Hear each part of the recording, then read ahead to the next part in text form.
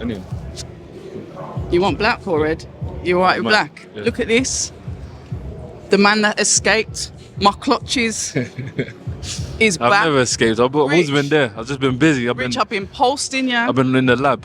I've been tagging you on my Instagram, putting up psycho bitch crazy Instagram saying I thought you liked me out of some crazy psycho bitch film.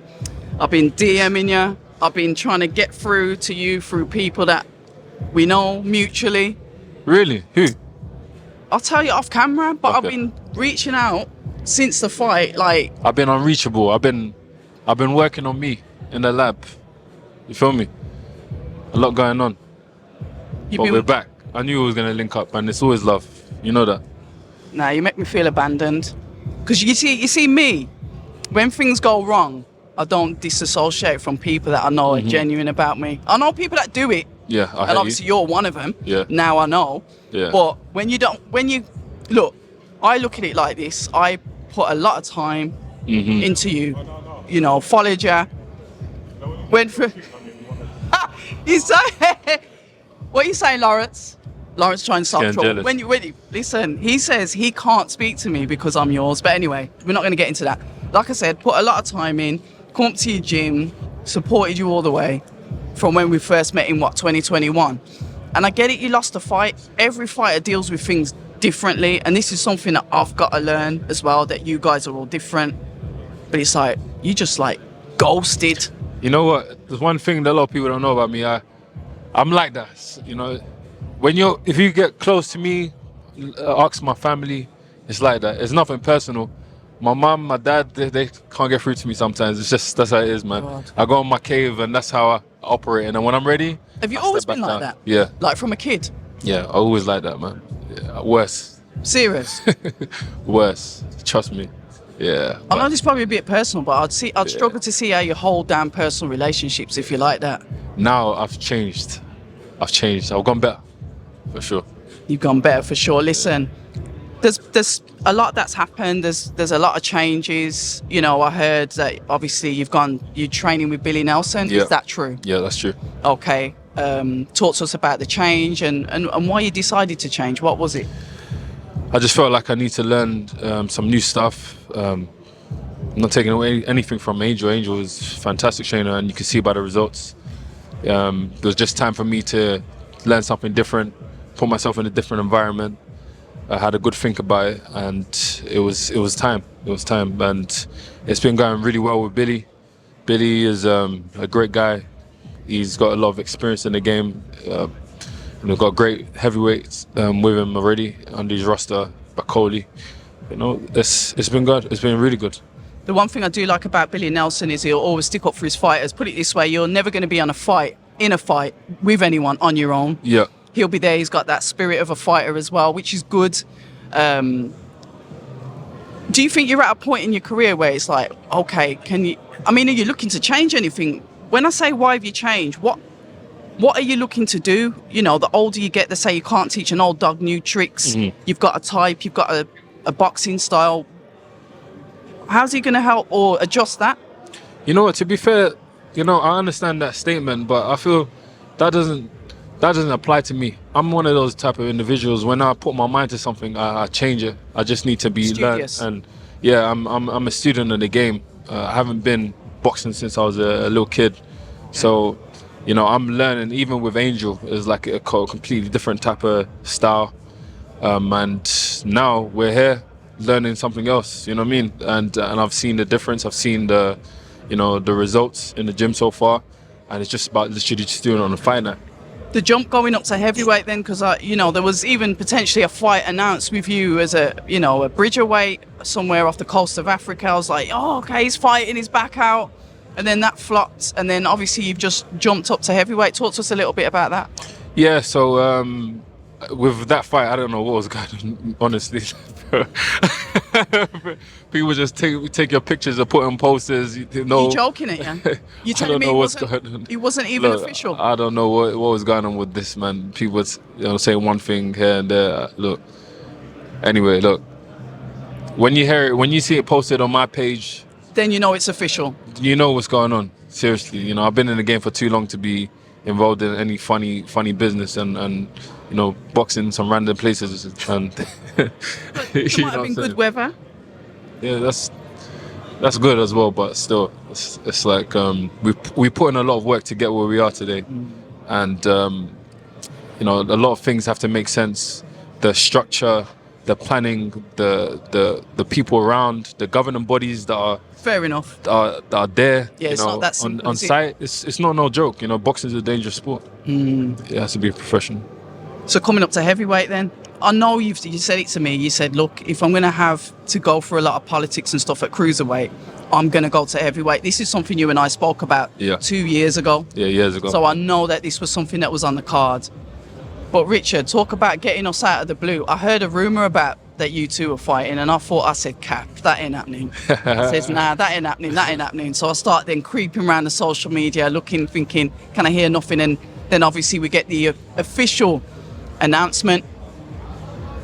Yeah, so I remember, obviously we've been speaking about this, a lot of people don't know, but since like last year, September, we've been talking about different options. We spoke about Riakporhe, we spoke about, and this was after the fight, by the way.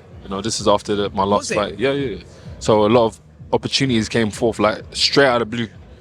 More money, bigger platform, bigger paydays, man. And that's when I knew I have to just go to the gym and just work. Because when they come, I have to be ready. You know what I'm saying? And yeah, we were speaking about Okolie, speaking about heavyweight, checking out the cruiserweight. But I feel like naturally I just grown out of that. It's so hard for us to keep on cutting weight just to make that weight, losing 15, 12 kgs, 30 kgs, it's unbelievable. And it's not healthy at the same time, but still able to maneuver, you know what I mean? And it got to a point, and then I had to really kind of assess it, where when I got fight dates, it was like, I wasn't even thinking about the fight most time. I was thinking about cutting weight. I need more time to cut weight. Do you know what I'm saying? So that's probably why I needed so much time to get ready. And on some occasions, and IBF, going to IBF and not just making weight, but also having a limit, like a hydration clause placed on you as well, where you can't go over. It's not healthy, man. It's not right. So I needed to just do me and eat like a proper. You know what I'm saying? Eat healthy. Exactly. Have the fluids running around my body, like it should be. You know what I'm saying? And now I can eat. Got much more energy. Man, I feel like I should have done this a while ago, honestly. Yeah. When you reflect back on the Billam-Smith fight, what do you think went wrong? I just think it was from losing, obviously. Probably like the just didn't get the performance right. I feel like they did well. They had a good game plan. I didn't have energy, man. I swear to you, I didn't have energy in that fight. I swear to you, it was a bad performance, and I felt like on any other day, I'd probably done much better for sure. Yeah, and plus, look, I don't want to get into so many like excuses like this, that. No, I don't really like that. I heard you were injured in the fight. That's what I heard. No, things, yeah, you can say, yeah. That you tore something in the fight. Yeah, that's what I heard. Yeah, I was injured in the fight. Yeah. Are you? I don't want to. No, I'm not. Kind of push this different narratives and take away from Chris Billam-Smith. You did a good job. Yeah. And the best man won on the night. One of the things as well that I wanted to ask is, like, sometimes, and I ask myself this about you as well, so it's not like from a fan's point of view as such, is your heart really in boxing? Because you're also known as the model. There's no bones about it. See you rocking up at Fashion Week, running around in the snow with wolves, and it's like, is this geezer really on it? And it frustrates me as well, because I'm one of these, like, I love boxers, and I like to see what they're doing, and then when they sort of like divert away from boxing too much, I get bored, and I'm like, is he really on this? I guess it's a narrative that was created by somebody, obviously, when you see certain things on the social media, it's easy to just take that as word and as a complete truth. You're if I post up one picture, if I post up one picture, it can look like I'm doing something when I'm doing the total opposite. And I feel like that's pretty much what's playing out here, and people are running with a narrative, and it's getting more popular. So everybody's asking the same thing.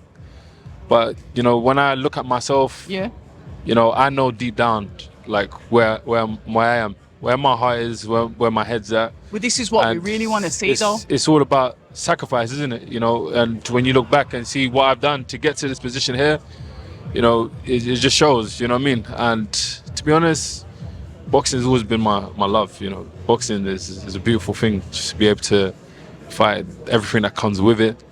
The crowd, just you feel like a gladiator. You know, this it's so addictive, and it's so hard to kind of like explain what it feels like to be a fighter, which is why a lot of fighters can't retire. You know? Yeah, I hear that. So like Derek Chisora, for example, it's hard. Still going. It's hard. It's hard. Trust me, because it's a very, very addictive, and it's always going to be my first love, and that's why I'm mixing it here till today. Well, that has put music to my ears. Another thing as well, I've just tweeted, because I've said, why isn't Ben Shalom here? Because obviously, Jamie Takivi and yourself, you're still with Boxer. Yeah, I'm still a boxer. Yeah. So they're definitely still your promoter. Yeah. Okay, and is that due to run out soon, or because people are saying that he's not, Richard Riakporhe's not? And I said, listen, I'll find out in a bit because I haven't heard anything to the contrary. And I know the last time we spoke about that, you was just about to sign a new. Do you remember? That was crazy, Yeah, and that went a bit viral as well. But yeah, I remember. But yeah, like right now, I got my people, my team, negotiating with them now. They want to extend so we are contracts. Because it was about 2 like years ago when we were sort of like in this position, and now you're here again. Yeah, they want to extend. That's the last I've heard about me. I just leave that with my team, people that are entrusted with it, and I just focus on my challenge that I've got. Yeah. Is Frank Ryan sniffing around you as well? They've always been like interested. I remember the whole of the heavyweights. Before around a time when I was looking at Sky Sports, they was in contact. They wanted me over under their stable. You know, they wanted me over under the stable, signing. They promised me like title fights, everything. So, you know, I've always been like in a good position, and I'm happy that I had options like that. You know what I'm saying? And I feel like I'll still have options like that in the future. So, whoever comes with the best deal, the best opportunities, that's what I'm gonna do. You know, we're here for a good time, not a long time. Well, to be fair, Frank Warren's the one that's got the fight made. It could have been made when he was with Matchroom. It definitely could have been made after that premiere for Assassin's Creed.